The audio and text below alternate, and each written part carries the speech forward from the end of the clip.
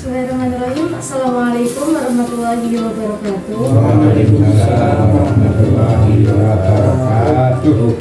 Yang terhormat Bapak Kiai Mustajib Muslim, yang saya hormati Bapak Sudilo selaku tuan rumah pada acara malam hari ini, dan juga bapak-bapak sekalian yang saya hormati dan juga saya banggakan. Puji syukur kehadirat Allah Subhanahu wa Ta'ala yang telah melimpahkan rahmat, taufik serta hidayahnya sehingga kita dapat berkumpul pada malam hari ini dalam keadaan sehat walafiat. Salawat serta salam marilah kita aturkan kepada junjungan kita Nabi Ahmad Muhammad SAW. Semoga kita mendapatkan syafaatnya di yaumul qiyamah. Izin memperkenalkan diri, nama saya Aliana Fajriah, biasa dipanggil Lia, Riki. Saya mahasiswa dari Politeknik Pembangunan Pertanian Yogyakarta Magelang dari program studi teknologi benih. Di sini saya izin berdiskusi dengan bapak-bapak sekalian mengenai pentingnya penggunaan benih bersertifikat. Nah, sebelum dilanjutkan diskusinya, saya minta kesediaannya bapak-bapak untuk mengisi beberapa soal yang akan dibagikan oleh Mbak Leli. Minta tolong semuanya Mbak Leli.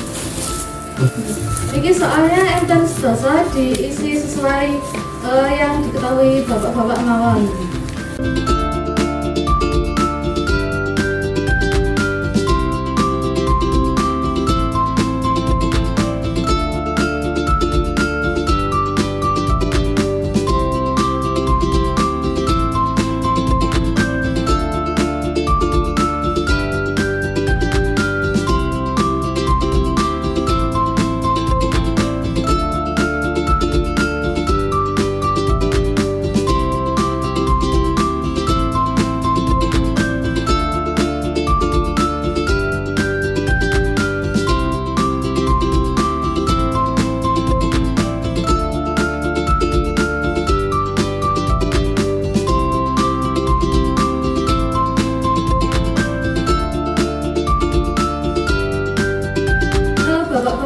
Biasanya kalau benih atau bibit sendiri niku nyemai sendiri nopo tumbas teng pembibitan nggih.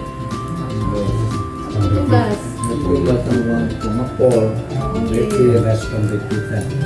Nah, niku biasanya saged dibedakan menjadi dua kalau yang berada di pasaran. Niku enten benih bersertifikat atau benih legal dan juga benih tidak bersertifikat atau benih ilegal. Nah, benih bersertifikat itu merupakan benih yang telah melalui proses seleksi dan juga pengujian sesuai dengan standar tertentu sehingga memiliki kualitas yang baik, tingkat kemurnian yang tinggi, dan juga daya tumbuh yang optimal. Nah, ciri-ciri benih bersertifikat itu dapat dilihat dari biasanya paling umum itu dari kemasannya. Nah, niki saged ditingali contoh-contohnya benih bersertifikat. Itu ciri-ciri yang pertama yang membedakan dari benih boten bersertifikat itu, yang pertama itu terdapat label resmi. Nah, label resmi niki dikeluarkan oleh BPSD atau Balai Pengawasan dan Sertifikasi Benih. Nah, niku biasanya terdapat kode warna. Nah, biasanya kalau di benih hortikultura yang berada di pasaran itu benihnya niku labelnya niku berwarna biru atau benih sebar. Nah, bapak-bapak saged nyitani teng benih padi niku. Benih padi niku biasanya yang tersebar niku enten benih ungu dan juga benih biru. Nah, kalau sekarang niku pasti bapak-bapak dari petani niki seringnya pakai yang benih berwarna ungu nggih. Labelnya berwarna ungu. Nah, niku biasanya kalau label ungu niku lebih kualitasnya lebih tinggi. Nah, jadi kalau benih bersertifikat niku enten labelnya, kalau benih tidak bersertifikat niku biasanya mboten enten labelnya.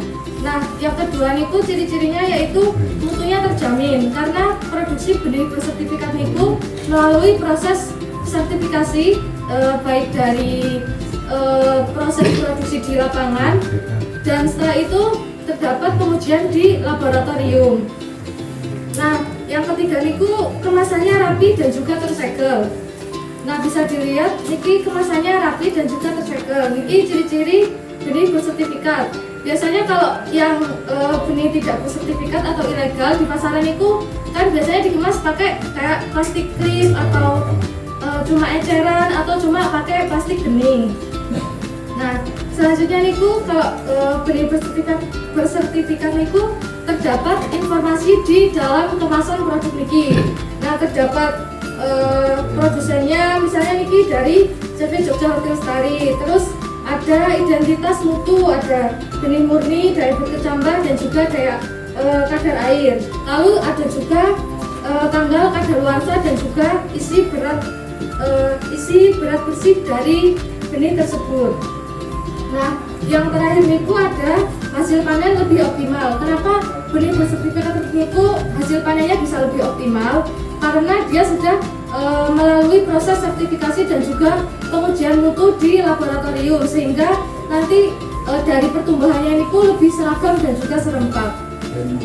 Nah, selanjutnya manfaat penggunaan benih bersertifikat. Nah, jadi kenapa petani niku dianjurkan untuk menggunakan benih yang bersertifikat?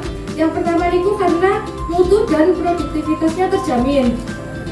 Jadi di sini kan terdapat call center atau nama produsen. Nah, misal kalau benih bersertifikat niki disemai mboten tumbuh atau telat tumbuh, niku saged diajukan komplain ke produsen tersebut. Sedangkan kalau benih yang tidak bersertifikat biasanya itu lebih menguras waktu dan juga tenaga karena dia tuh tumbuhnya tidak seragam dan banyak yang istilahnya gabuk nggih. Nah, selanjutnya itu ketahanan terhadap hama penyakitnya itu lebih bagus karena benih bersertifikat itu dipilih dari pohon indukan yang sehat, jadi bebas dari serangan hama dan juga penyakit. Yang selanjutnya yaitu efisiensi biaya dan waktu. Jadi penggunaan benih bersertifikat ini karena tadi keseremakan tumbuhnya bagus, terus pertumbuhannya itu bareng dan juga sedikit yang tidak tumbuh atau gabuk karena di sini sudah ada keterangan dari berkecambahnya. Itu kita tidak, setelah kita pindah tanam itu tidak perlu menyulam karena biasanya kan kalau pindah tanam bibit ada yang mati terus harus disulam lagi. Sedangkan kalau pakai benih bersertifikat itu dia lebih tahan terhadap serangan atau cekaman lingkungan. Selanjutnya yaitu legalitas dan juga kepastian usaha. Tadi sudah ada keterangan produsennya, jadi bisa diadukan apabila terdapat keluhan.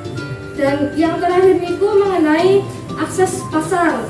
Jadi kalau benih bersertifikat itu kan jelas identitasnya, terdapat nama varietas, terus ada labelnya. Nah itu kan kalau benih bersertifikat jelas varietasnya. Kalau hasil panennya mau dijual, misalkan dari pepaya sendiri kan ada macam-macam, misal ada varietas California, ada varietas Thailand, ada varietas Cina. Nah itu kan hasil panennya pasti kalau dijual harganya bisa berbeda-beda. Jadi kita bisa menentukan ini produk kita ini produk kita pepaya California dengan harga sekian. Jadi bisa menggait pasar yang lebih luas lagi. Sedangkan kalau benih yang tidak bersertifikat, kadang kita nggak tahu asal usulnya jelasnya dari mana, terus varietasnya apa sih kita nggak tahu. Nah, selanjutnya dari materi penggunaan benih bersertifikat niki, dari bapak-bapak mungkin ada yang punya pengalaman atau cerita sharing mengenai penggunaan benih. Saya persilakan kalau ada yang mau bercerita atau menanyakan hal-hal lain terkait benih niki.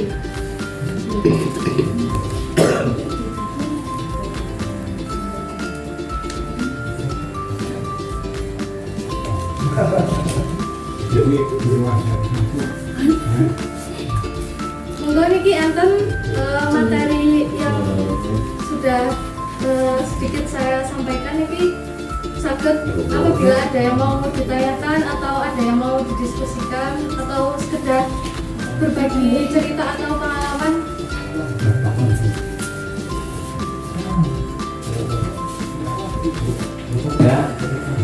anu benih jagung itu Oke. sama sudah bersertifikat, Nggih. tapi hasil panennya itu kadang banyak yang kepong, Apa? Oh, boten terisi penuh. nggak penuh. Nggih. Itu sebenarnya faktor dari bibit apa dari tanam. Nggih. Izin menjawab, kalau kopongnya niku nggih Pak. Nggih. Nah, niku terdapat beberapa faktor yang memungkinkan kenapa dia tidak bisa mengisi Penuh. nggih, mengisi jagungnya niku secara sempurna. Nah, bisa dari benihnya niku bisa. Terus yang paling berpengaruh niku dari proses perawatannya niku Pak.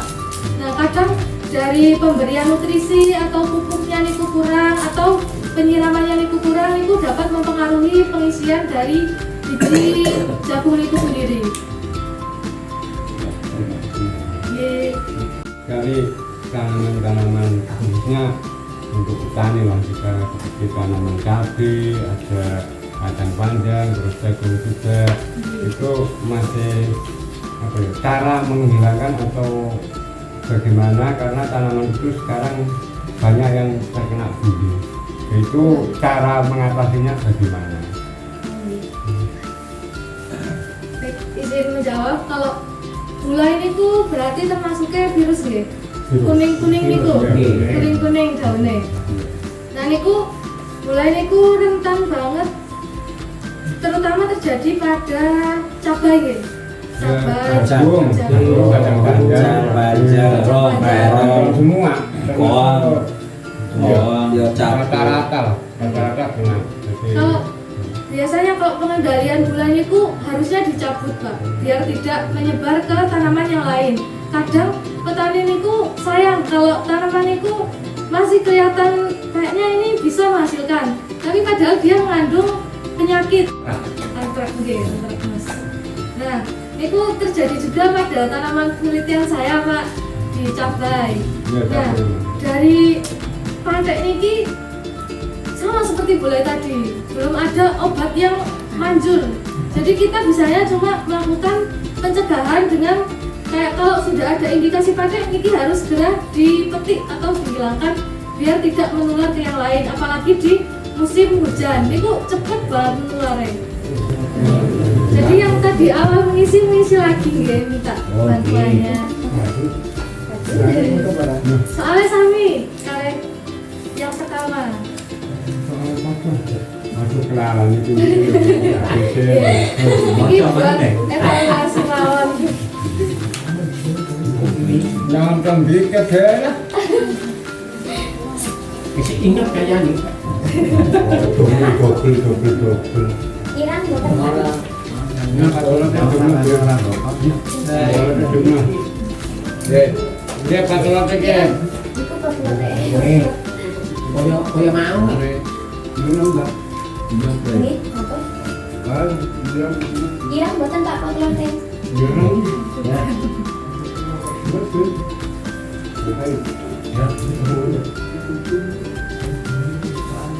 Soalnya kirang. Baru ke sini oke. Nah, di maju. Oke. Di sami Pak. Sami soalnya Boleh kalian ngocok ya, Pak? Matur nuwun sampun menyempatkan waktunya buat diskusi sebentar dengan saya. Kurang lebihnya saya mohon maaf apabila ada kesalahan dari sikap, perkataan maupun perbuatan. Saya ucapkan sekali lagi terima kasih banyak kepada bapak-bapak sekalian. Saya akhiri. Wabillahi taufiq wal hidayah. Wassalamualaikum warahmatullahi wabarakatuh. Waalaikumsalam.